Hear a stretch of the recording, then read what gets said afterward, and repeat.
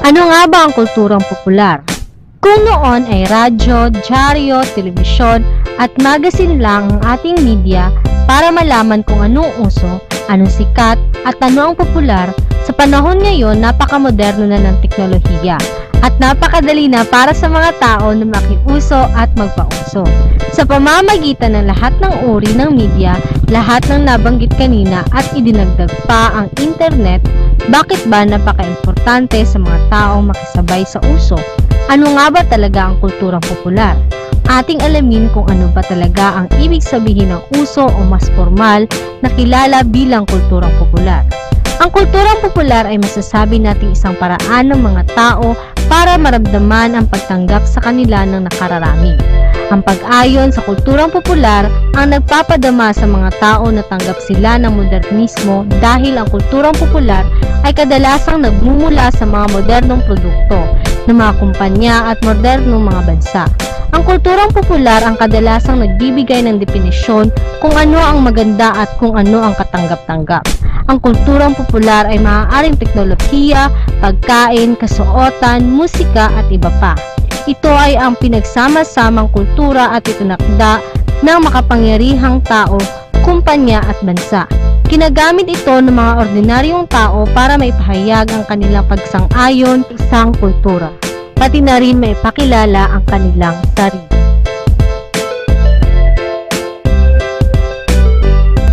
Ngayon ay alam na natin kung ano nga ba ang kulturang popular at bibigyan natin ng pansin ang kulturang popular sa pagkain at pananamit upang lubos natin itong maunawaan. Ang pagkain ay anumang sustansya na karaniwang kinakain o iniinom ng mga may buhay na organismo, kabilang sa katagang pagkain ng mga likido na iniinom, isa sa mga pangunahing pinagkukunan ng enerhiya at ng nutrisyon para sa mga hayop, at karaniwang galing ito sa mga ibang hayop o halaman. Agham ng pagkain ang pagtawag sa pag-aaral ng pagkain.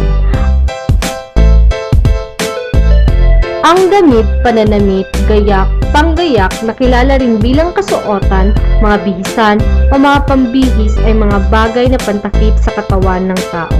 May mga pananamit na nauukol para sa tiyak na bahagi ng katawan ng tao. Ang punong katawan ay matatakpan ng isang kamiseta, blusa, t-shirts at iba pa.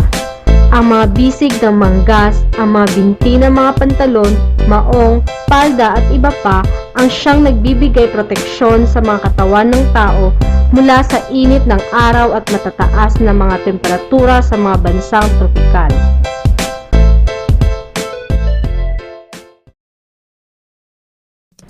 Saklaw at limitasyon. Ang pag-aaral na aming isinagawa ay patungkol sa kulturang popular ng Am-Esyuans pagdating sa pagkain at pananamit. Ang sagot ay hango mula sa mahigit kumulang 700 na mag-aaral ng Mindanao State University, General Santos City.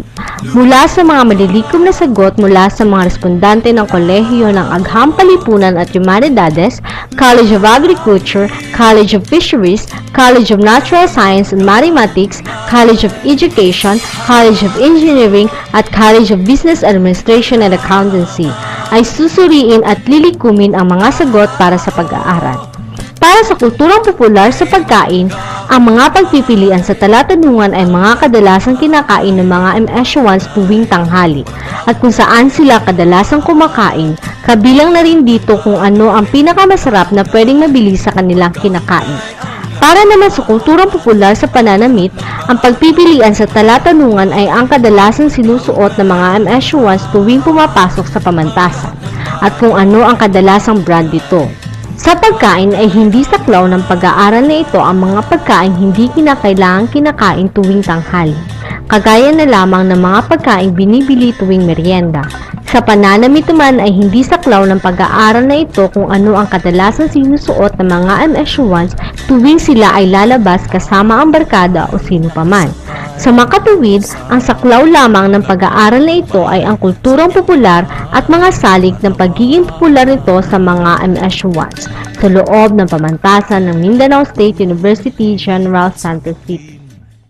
Ang Mindanao State University ay isang pampublikong universidad na binuo mula sa Batas RA 1387 sa Akda noong Senador Domucao A. Alonto. Ito ay tinayo noong Setyembre 1, 1961 sa lungsod ng Marawi. At ang kauna-unahang presidente nito ay si Dr. Antonio Isidro.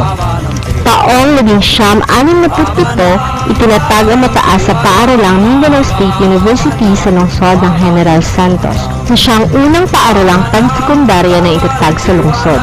Taong 1971, ang MSU Jensen ay nagkaroon ng kolehiyo, subalit limitado lamang ang kurso sa 2 taon sa General Education Program.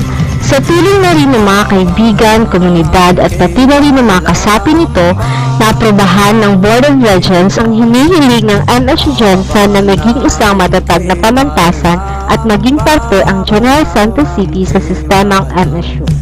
Ang MSU Jensen ay nagpalipat-lipat ng lugar nang ito ay patuloy na lumalaki.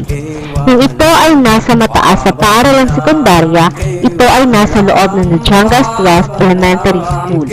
Engineer Abedel Limpao Usuf, ang kauna-unahang chancellor na napagbigyan ng lokal na pamahalaan ng 3.3 hektaryang lupa. Kalaunan dumami na ng dumami ang kursong mapag-aaralan ay napagkalooban ito ng 156 na hektaryang lupain sa Tamblo General Santos City na ngayon ay nagbibilang na sa Barangay Fatima, General Santos City. Lumaki at mas naging matatag ang pamantasan ng Mindanao sa lungsod ng General Santos. Patunay nito na lumalaki at lumalago ang pamantasan sa mga kursong mapag-aaralan dito. Ito ay ang mga agriculture, fisheries, business administration and accountancy, engineering, education, natural science and mathematics, social science and humanities, and the College of Law.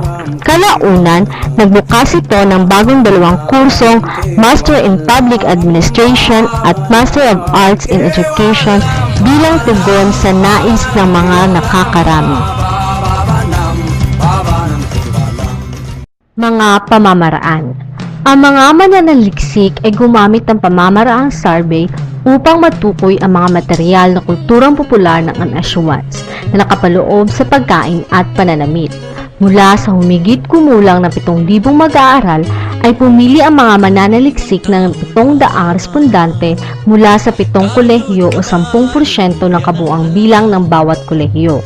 Gumamit ng talatanungan ang mga mananaliksik na naglalaman ng mga personal na impormasyon mula sa respondante, ngunit opsyonal lamang ang pagsagot nito. Inalam rin ng mga mananaliksik ang mga impormasyon na maiuugnay sa pagkain at pananamit.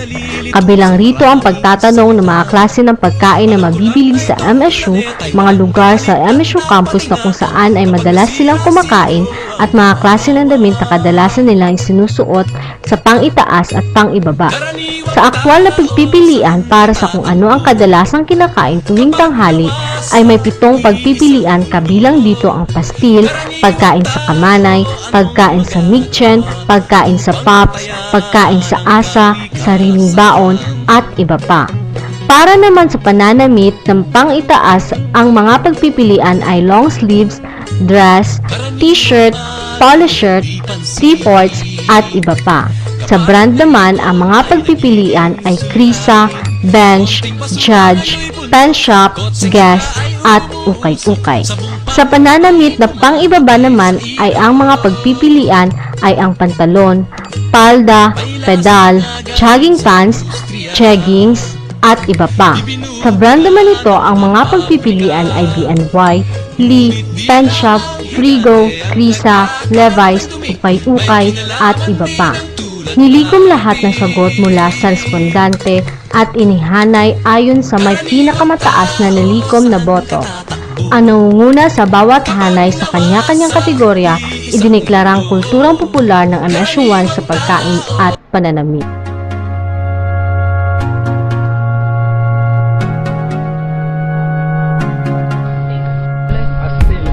Bilang MSU-1 ang kinakain ko ay pastil. Pauna po. Pastil. Bakit? Tingnan sa pagkain ng talagang mga padulo. Dahil minsan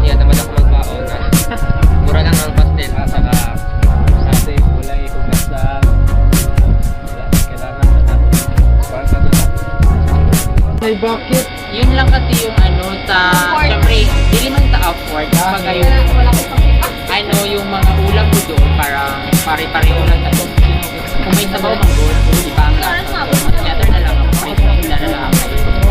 Quebrado man. Nanay ka naman sudan. Oo. Tapos, kumagkakit. Oo, kali. Ano pa, Jigas Murag, wala ko siya. Bali 20 na. Oo, tama. Tapos 5 din na juice fight na.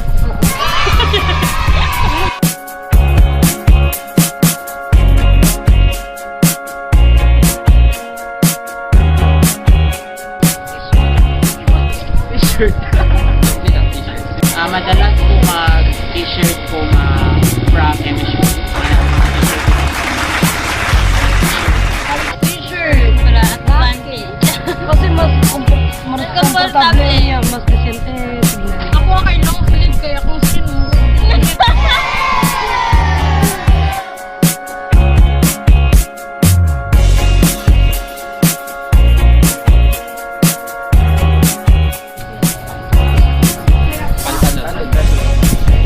Bakit? Kasi formal. Pang-protect sa pasyente. Pantalon. Pantalon. Pantalon na to. Joke lang. Pantalon.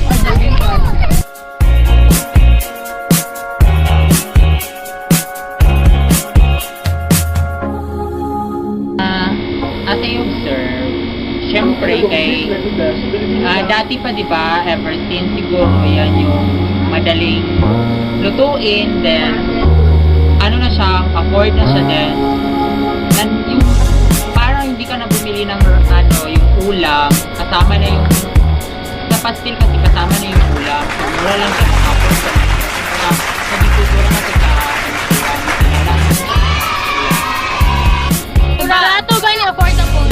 Kasi mura. Affordable. Lami pa John. Lami din ba? Oo.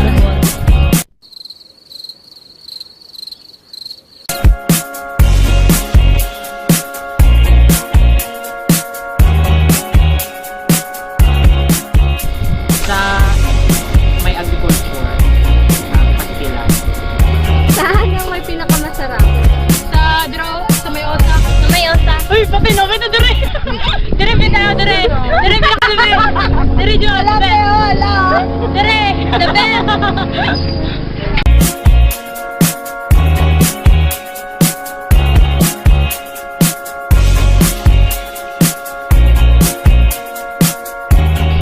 Siyempre, bisagasa man yung lugar or bisa saan nga school, siyempre, wala tayong uniform na rin sa MSU. T-shirt, na ano lang siya, maraming mura. Yun yung nabibili ng madaling bili. Eh, komportable man. Presko pa John.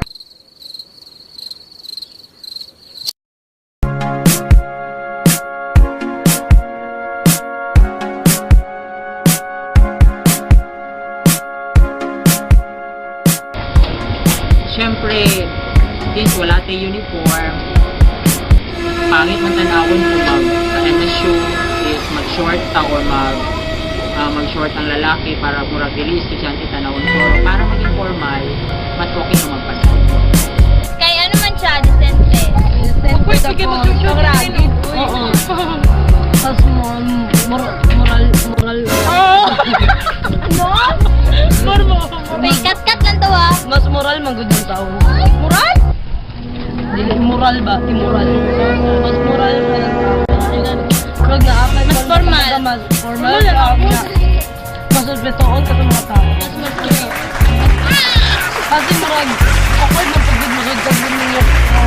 Kubang yung teacher nila Short or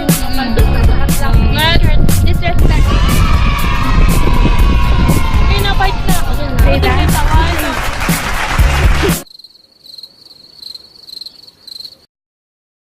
Sa pamamagitan ng paggawa ng tabulasyon ang naging gabay upang makuha ang inaasam na kasagutan.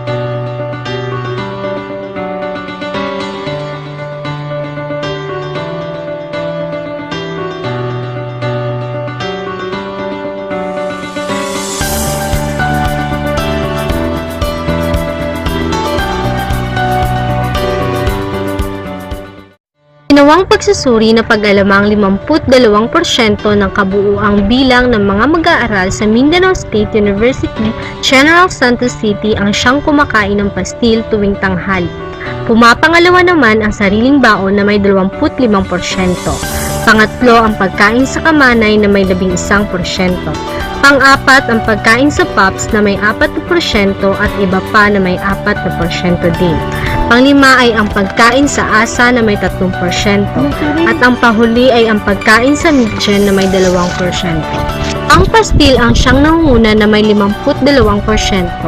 At ang may pinakamalaking porsyento sa lugar ng may pinakamasarap na pastil ay sa tanghal 2 na may 17% at pinapangalawahan ng tanghal 1 at sinasan na may 10%.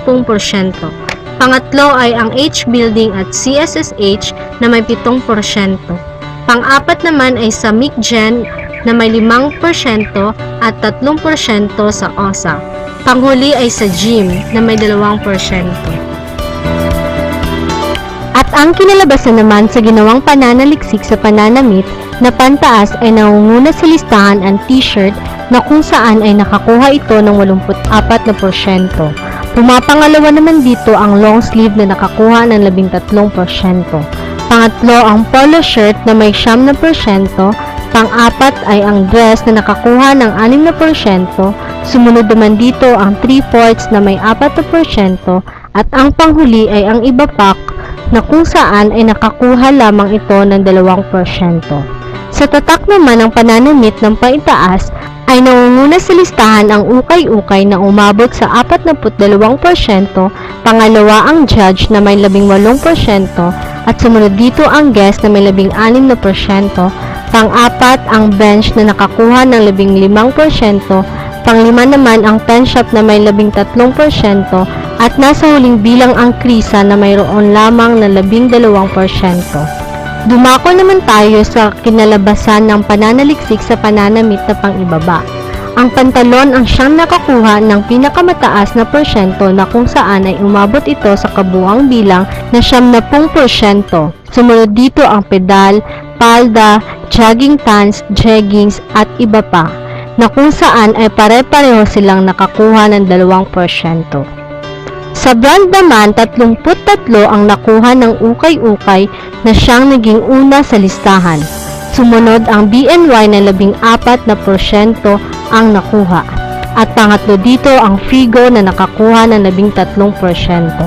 Pang-apat ang Lee na may 12% at kapwa naman nasa pang-limang pwesto ang Levi's at Pen Shop na parehong nakakuha ng 11%. Panghuli ang Krisa na nakakuha ng 2% lamang.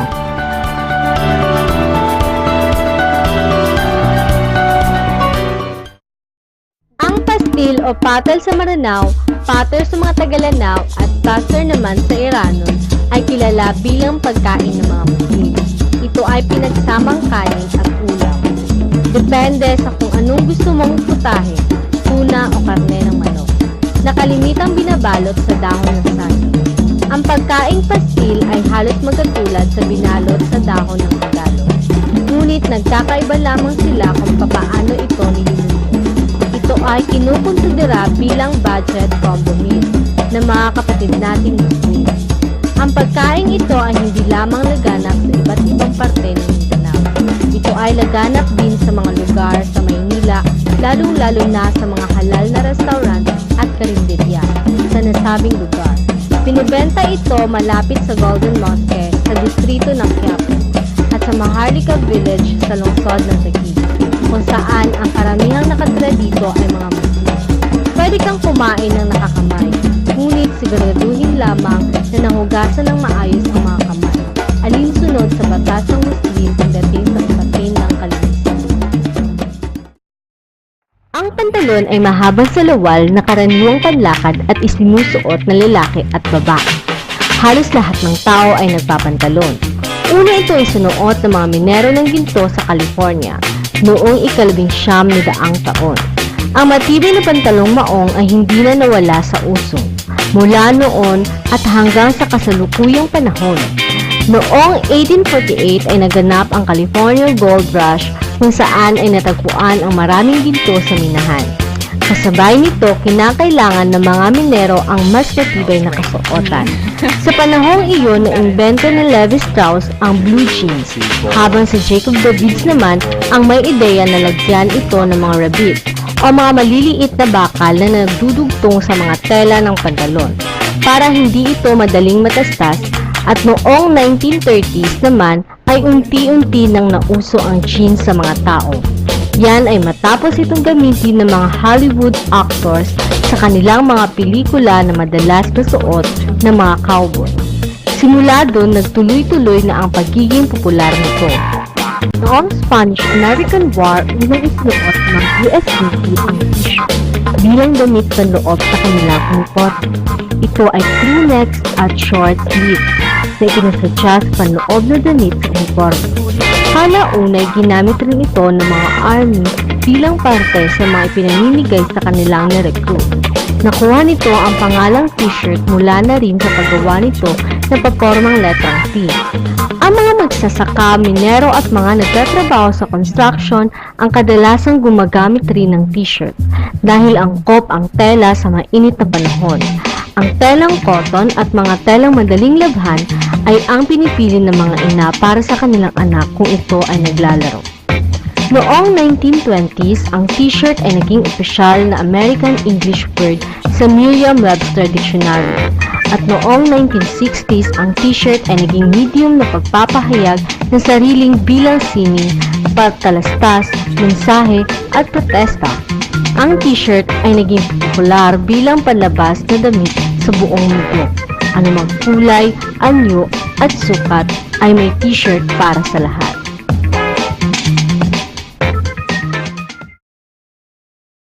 Kulturang popular ang pastil sa mga Mexicanos dahil ito ay nabibili sa murang halaga, abot kaya, magaan sa bulsa at wala nang kakailangan pa. Kaya tinatangkilik at binabalik-balikan ng mga Mexicanos. Naging kulturang popular ang t-shirt sa pantaas sa pananamit ng mga Mexicanos dahil ito ay abot kaya, komportable at angkop na isuot sa mainit na klima ng General Santos na kinabibilangan ng mga Mexicanos. Naging kulturang popular ang pantalon sa mga MSU1 dahil ito ay kaya, komportable, pamproteksyon sa init at angkop na isuot sa klima ng General Santos na kinabibilangan ng mga MSU1.